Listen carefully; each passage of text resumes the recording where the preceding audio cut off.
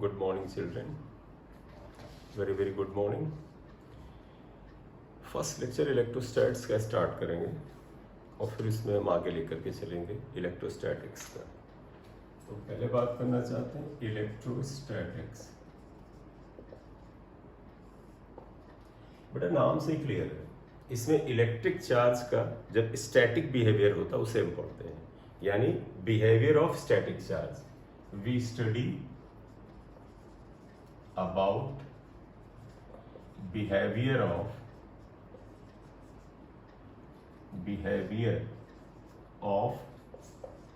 static मतलब क्या हुआ? रुका हुआ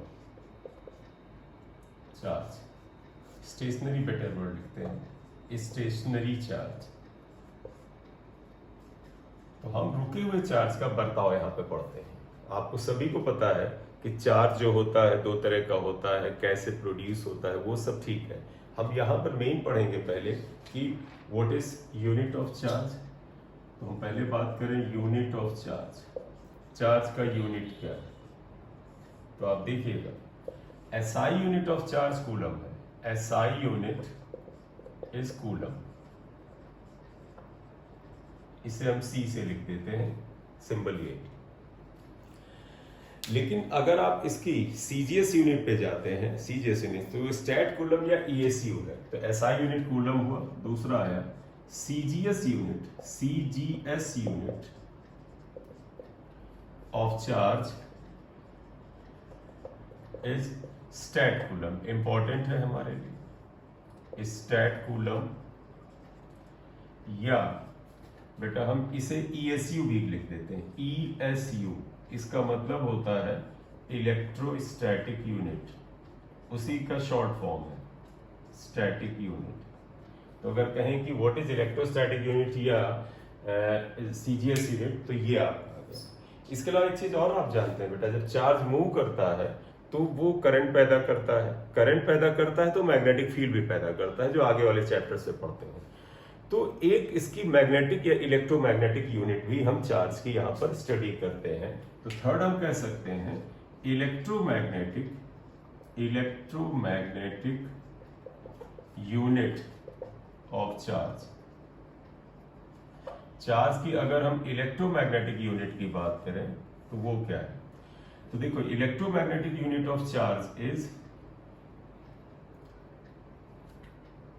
एब कूलम।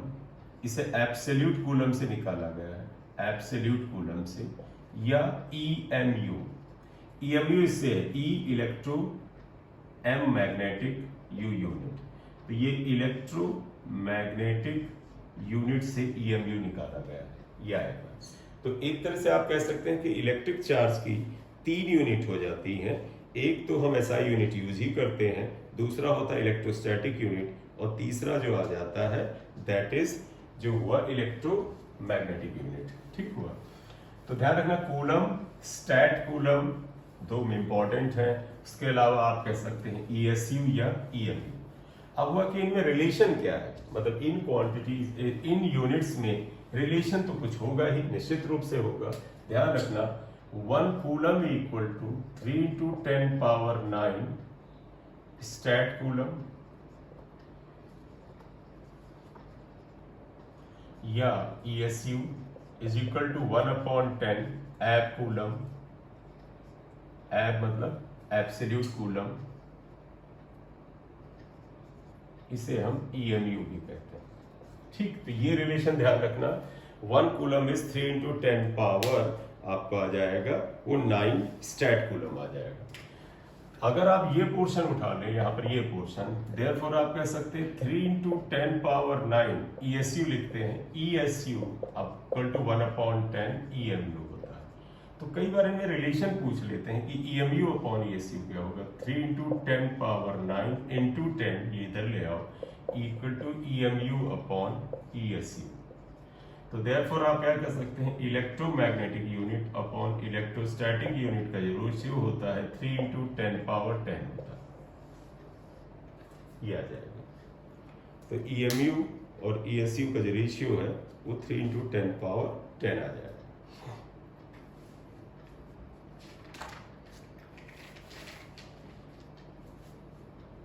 ठीक। अब आया कि बेटा चार्ज की सबसे जो छोटी यूनिट है, ये जो ESU है, इसे हम फ्रैंकलिन भी कहते हैं, और फ्रैंकलिन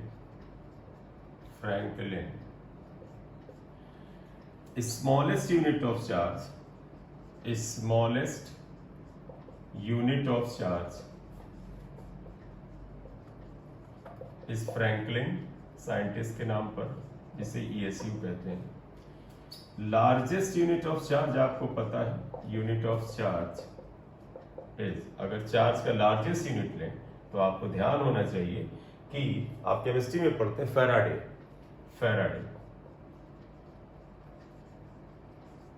एब्सोल्यूट। तो लार्जेस्ट यूनिट ऑफ चार्ज जो हो जाएगा वो फैराडे के बराबर हो जाएगा। ये तुम्हें पता है बेटा कि फैराडे में रिलेशन बड़े अच्छे से याद होगा, 1 फैराडे इज 96,500 कूलम। मतलब ये इतनी बड़ी यूनिट है, आपको इस रिलेशन से ही आइडिया हो जाएगा। तो largest unit of charge Faraday है, और रिलेशन क्या है अगर आप देखें इसके according, 1 Faraday is equal to 96,500 coulomb. ये आप रिलेशन है, ठीक है। तो ये आ जाए।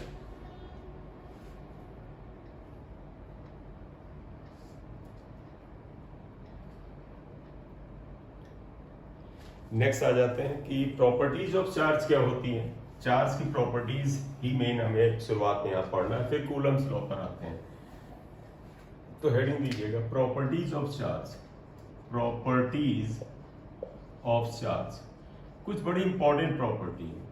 तो पहला तो हम कह सकते हैं चार्ज इज कंजर्व या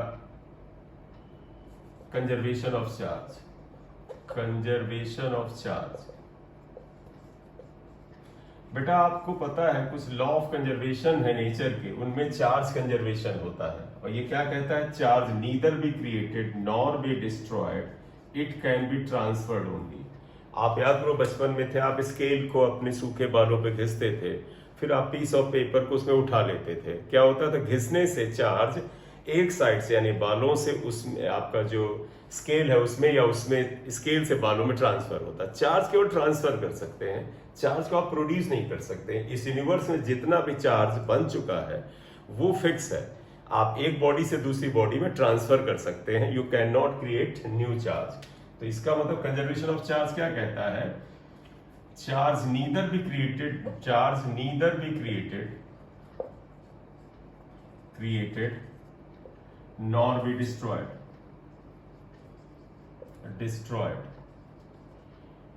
it can be transferred from one system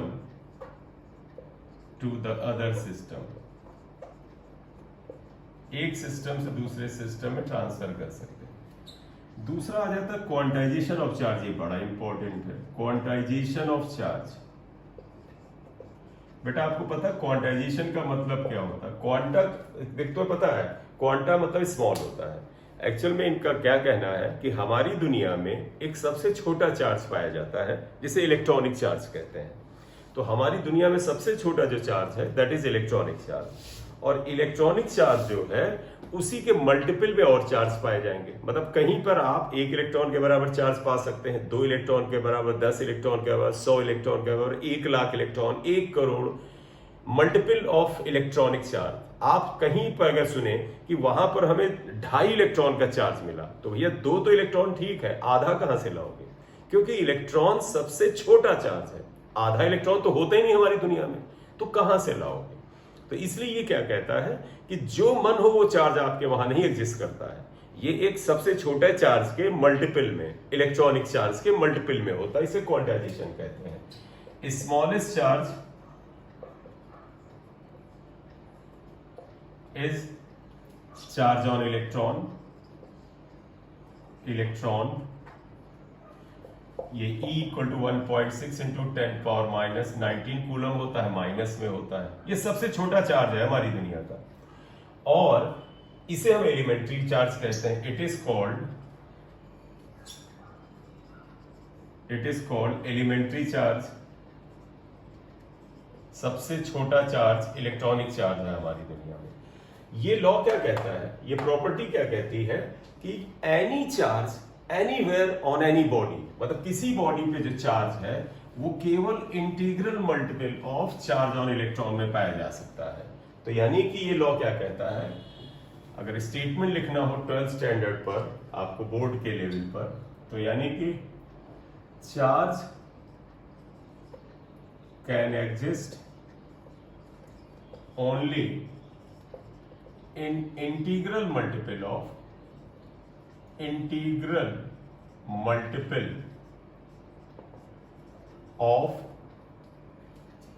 electronic charge. इसका मतलब क्या हुआ, दैट इज, समझिएगा, कोई चार्ज क्यू जो होगा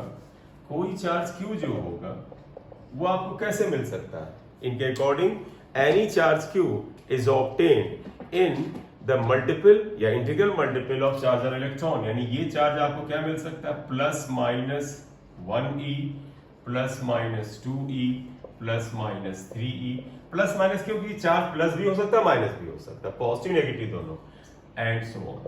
ये इसको अगर इन जनरल लिखें, इसका तो charge can be obtain as plus minus any, इसके मल्टीपल में आ सकता है, जहां पर n की वैल्यू 1 2 3 एंड सो ऑन होता है। तो चार्ज बेटा 1e 2e 3e 4e हो सकता है, 2 2.5 पौना नहीं हो सकता है। आपको कहीं मिले कि 2.5, कहीं मिले कि हमने 2.25 कूलम का चार्ज देगा, तो ये नहीं हो सकता है। तो यहां पर आप ध्यान रखिएगा। तो जैसे मैं इसका एक एग्जाम्पल ही लेता हूं, जैसे क्वेश्चन हम ले लें, which of the following charges can exist हो सकते हैं। तो मैं जैसे पहला ले लेता हूं, मैं कह लेता हूं कहीं पे चार्ज 5e के बराबर है, कहीं पे चार्ज जो है नंबर 2 ले लेते हैं वो 10 पावर 6e के बराबर है, तो चलेगा। अगर हम ले लेते हैं कहीं पे चार्ज 11.25e के बराबर, ये नहीं हो सकता। ये हो सकता पूरा 5 है, आप मन हो इसे -5 लिख लो तो भी हो सकता है। 10 पावर 6 का था 10 लाख, देखो प्योर नंबर आ रहा, 10 लाख इंटू ई हो सकता है। 11.25e नहीं हो सकता है। अगर एक चौथा ले लें तो आप देखिएगा, लिख सकते हैं माइनस, अगर आप यहां ले लें 5 इंटू 10 पावर -2e, नहीं हो सकता है। क्यों? क्योंकि डेसिमल में आ जाएगा। तो यहां पर अगर इन चार्जेस की बात करें तो यहां पर एक आधा और क्वेश्चन ले लेते हैं, इसमें पांचवा ले लेते हैं। 4.8 इंटू 10 पावर 16 कूलम, ये देख सकते हैं, ये सब कूलम में है। 6 ले लीजिएगा। 9.6 इंटू 10 पावर, ये आप चाहें तो -16 कर लीजिएगा। ये आप चाहें तो यहां पर ले लीजिएगा 14 कूलम वगैरह वगैरह। ये चलिए एक थोड़ा एब्सर्ड और बनाते हैं। ये अगर हम ले लेते हैं 9.5 इंटू 10 पावर 15 कूलम, ये आ जाता है।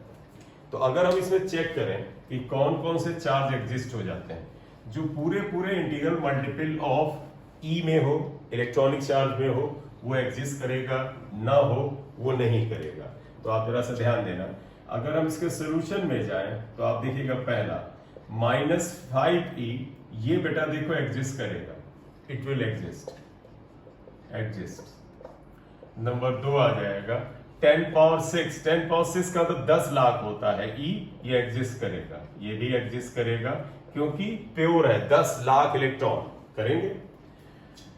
3 11.25e, ये नहीं करेगा क्योंकि देखो 11 इलेक्ट्रॉन तो ले आओगे, ये 0.25 1/4 इलेक्ट्रॉन कहां लाओगे, नहीं करेगा। चौथा आ जाइएगा -5 इंटू 10 पावर -2e के बराबर आया। जरा इसे सॉल्व करते हैं, इसका -0.05e के बराबर आया। बेटा देखो, आप 5 के 100 हिस्से करें, या तो पूरा इलेक्ट्रॉन होगा, ये प्योर नंबर होना चाहिए, 1 2 3 4 5, नहीं कर सकता। ठीक है, डजंट एग्जिस्ट, ये नहीं करेगा, डज नॉट एग्जिस्ट, ये सर्वाइव ही नहीं करेगा। पांचवा आ जाइएगा, पांचवा ये है। अब जब बेटा नंबर देखो, ये सब ई में दिए थे तब तो साफ साफ मिल रहे हैं क्योंकि इलेक्ट्रॉन के चार्ज के मल्टीपल में दिए हैं। लेकिन अगर ये कूलम में देने लगे, कूलम आगे देख कूलम, तो बताए क्या करना चाहिए, तुम्हें इसको चार्ज ऑफ इलेक्ट्रॉन से डिवाइड करना चाहिए। तो आप देखो अगर 4 इन्होंने दिया 4.8 इंटू 10⁻⁻16 कूलम, ये चेक करना है। तो आप एक काम करो, देयरफॉर डिवाइड करो इसे इलेक्ट्रॉनिक चार्ज से, डिवाइडिंग बाय इलेक्ट्रॉनिक चार्ज।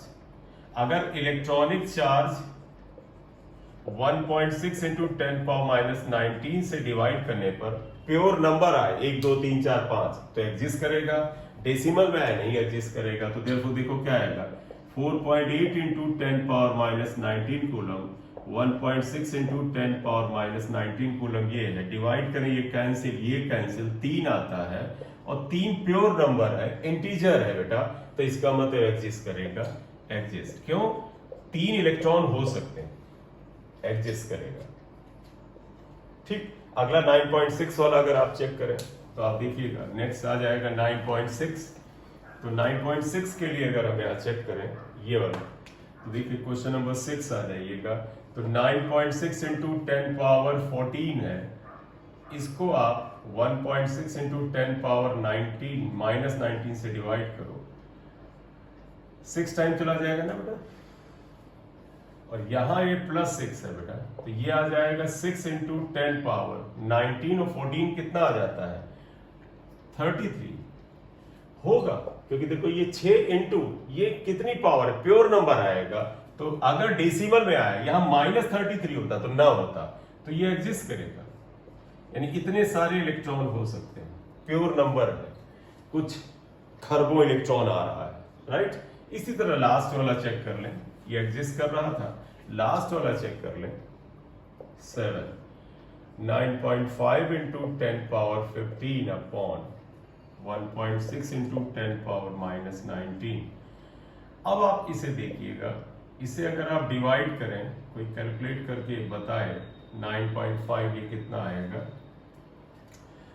6 से थोड़ा सा कम आएगा, कैलकुलेटर में डाल के अगर आप देखें। चलिए 95/16 यहां से कर लेते हैं, 85 आया, 80 हुआ था, 15 हुआ, डेसिमल लगाइए लो,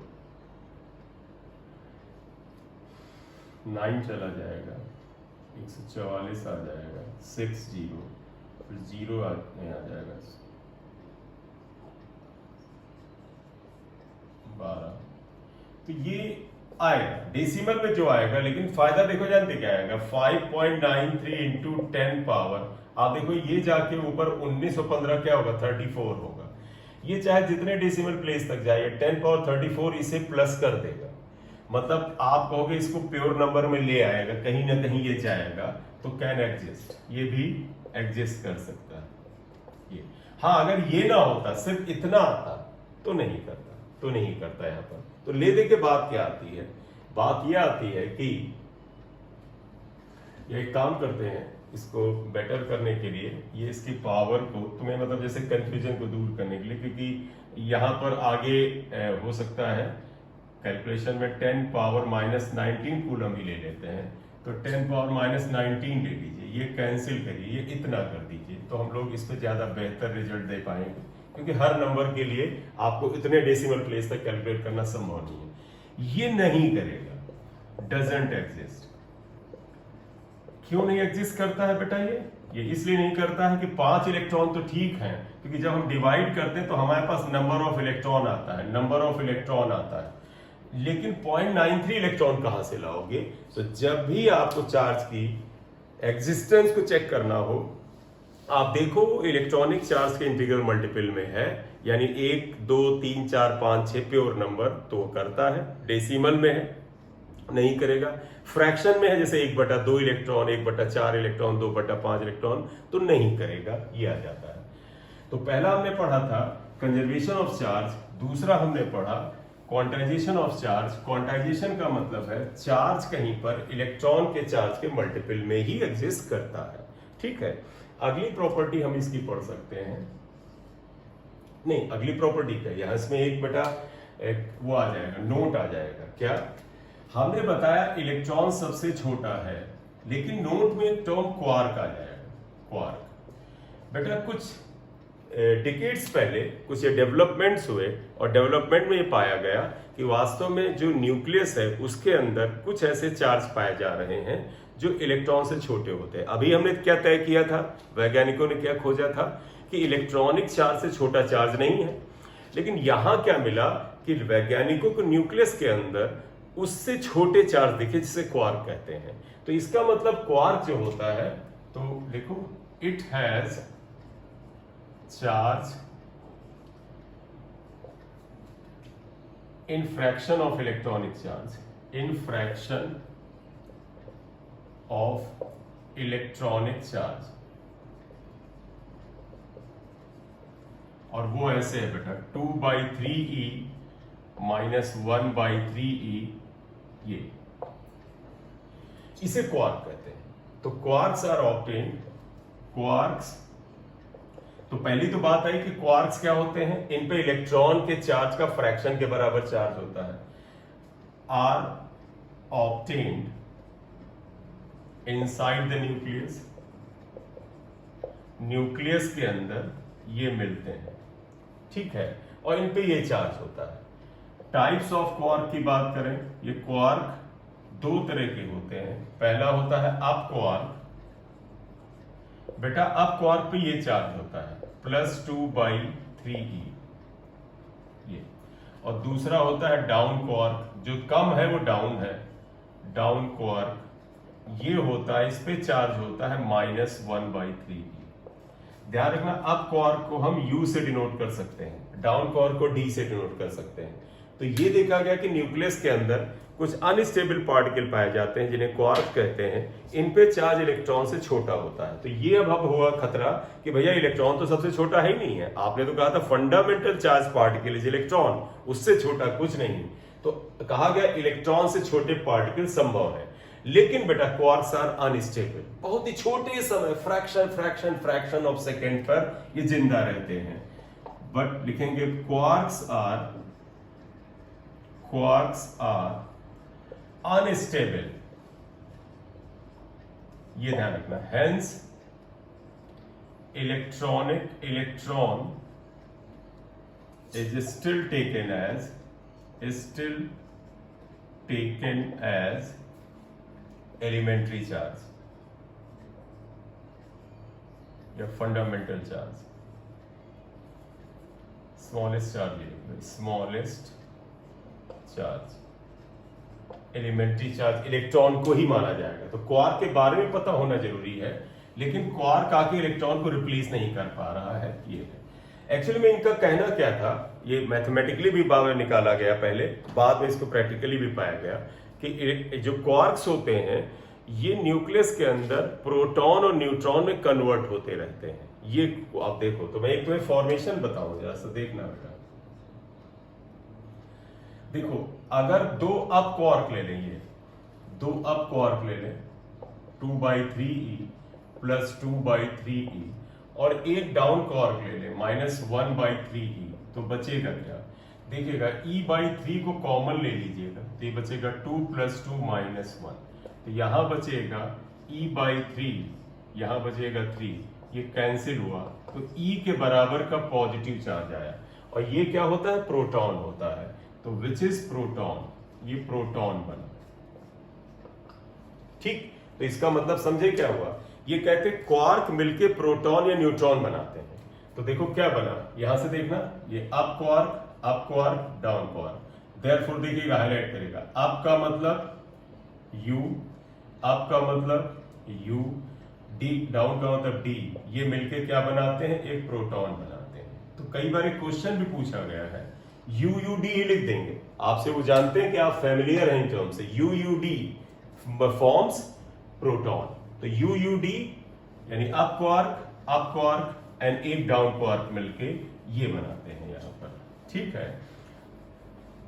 अब अगला अगर हम एक लिखें, एक और देखते हैं, तुम कहोगे सर न्यूट्रॉन के बारे में भी जरा सा देखिए, चेक करिए कि कौन मिलके बनाएंगे। तो क्वार्क्स प्रोटॉन और न्यूट्रॉन में कन्वर्ट होते हैं, चलिएगा। अब पहले में देखो बेटा, 2 U थे 1 D था, अब हम बदलते हैं, एक में UDD देखें क्या होता है। तो UDD क्या होगा? U का मतलब 2/3E, D का मतलब हुआ -1/3E, इसका मतलब -1/3E। सॉल्व करिएगा तो E/3 लीजिएगा, 2 - 1 -1, ये देखो तो यहां पर ये क्या हो गया? ये आ गया E/3, 2 - 2 कैंसिल हो गया, 0 आ गया, 4 0 आ गया, 4 0 का मतलब न्यूट्रॉन, न्यूट्रॉन बना। तो देयरफॉर क्या लब्बो-लबाब निकला? UDD forms neutron. तो UDD फॉर्म्स न्यूट्रॉन, न्यूट्रॉन बनाते हैं, ये आएगा। तो अभी हमने जो प्रॉपर्टीज पढ़ी, शायद 2 पढ़ी। हमने पढ़ा कंजर्वेशन ऑफ चार्ज, दूसरा हमने पढ़ा क्वांटाइजेशन ऑफ चार्ज। क्वांटाइजेशन ने बताया क्वार्क नाम के पार्टिकल अनस्टेबल स्टेट में न्यूक्लियस के अंदर खोजे गए, जो कि मिलकर के प्रोटॉन या न्यूट्रॉन बनाते हैं। ये चीज दिमाग में रखना बेटा, हमेशा 3 क्वार्क मिलकर प्रोटॉन या न्यूट्रॉन बनाते हैं। एनी 3, ये देखो 3 मिलके बना रहे हैं या 3 मिलके बना रहे हैं, 2 नहीं बना सकते। तो 3 quarks combine to form either proton और न्यूट्रॉन, ये फॉर्मेशन यहां लिखा है। अगली प्रॉपर्टीज की जो होगी इनवेरियंस ऑफ चार्ज, वो अगले लेक्चर में लेंगे। तब तक बाय बाय। ठीक है, इनवेरियंस ऑफ चार्ज।